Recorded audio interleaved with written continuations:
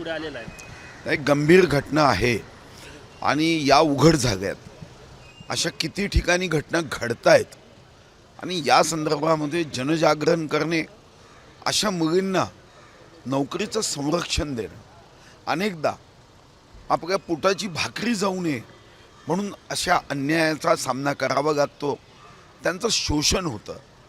यासाठी आपल्याला सरकारच्या माध्यमातून यांना भविष्यामध्ये या पोटाच्या भाकरीचाही प्रश्न निर्माण होणार नाही, यासाठी सुद्धा त्यांना आपल्याला इन्शुअर्ड करणं आवश्यक आहे आणि येणाऱ्या अधिवेशनात या विषयावर मी चर्चा घडवून आणणार आहे। रवींद्र चव्हाण असं म्हणाले की ते चंद्रपूरच्या विवादाला घेऊन हतबल झाले आहे, यामध्ये काही तथ्य आहे का? मागं माहिती नाही काय।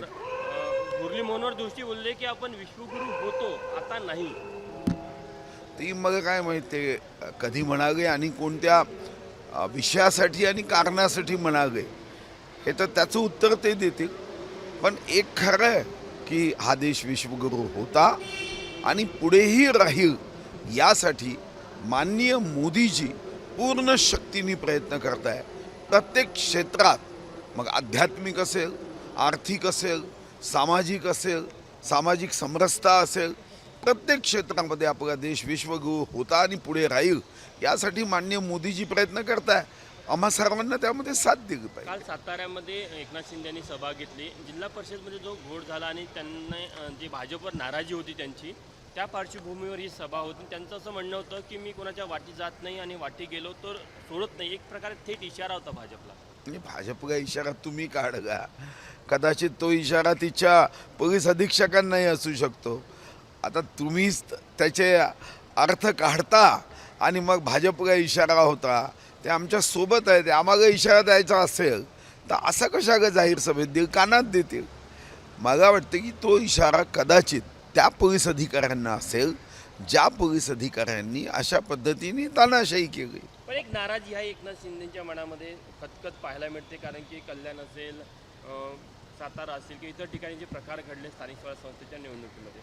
नाही, खतखत नाही, मत असतं।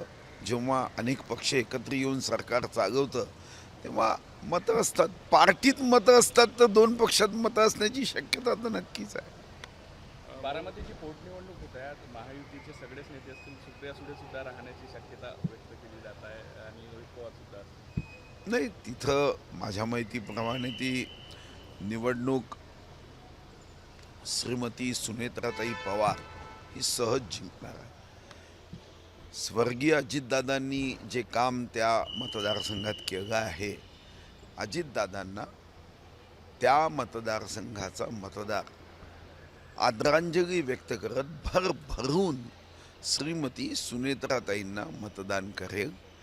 आणि कधी कधी वाटतं की निवडणूक झाल्याने हा एक मोठा फायदा होणार आहे की बारामतीची सारी जनता श्रीमती सुनेत्राताई पवार यांच्या पाठीशी किती खंबीरपणे उभे आहे, हे जग पाहिल तेव्हा तेही पश्चाताप करतील ज्यांनी निवडणूक अविरोध होऊ दिली नाही। पवार कुटुंबीय सुनेत्रा पवार यांचा प्रचार करताना दिसत आहे। एकीकडे ते गाडीत असताना देखील महायुतीचा प्रचार होतो। नाही, ठीक आहे, तिथं मला वाटतं की आघाडी युती हा विषय नसून सुनेत्राताईंना निवडून यावं यासाठी ते प्रचार करताय, असं अनेकदा होतं, यामध्ये काही नवीन नाही। आज महायुतीचा मोर्चा आहे महिला आरक्षणाच्या समर्थनार्थ, काय सांगणार?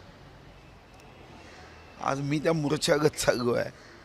आता काँग्रेसनी आरक्षण तर रद्द केलं आणि काही महाभाग तर असे होते की आरक्षण देऊ नका असं म्हणणार आहे, तर मला वाटतं की त्या संदर्भामध्ये मोर्चागत मी चाललो महायुतीच्या विधान मोर्चाला। परिषदेसाठी रस्सीखेच सुरू आहे, तुमचं काय मत आहे? ज्येष्ठ नेत्या, तुम्ही प्रदेशाध्यक्ष राहिले। विधान परिषदेसाठी भारतीय जनता पार्टीमध्ये कोणतीही रस्सीखेच नाही।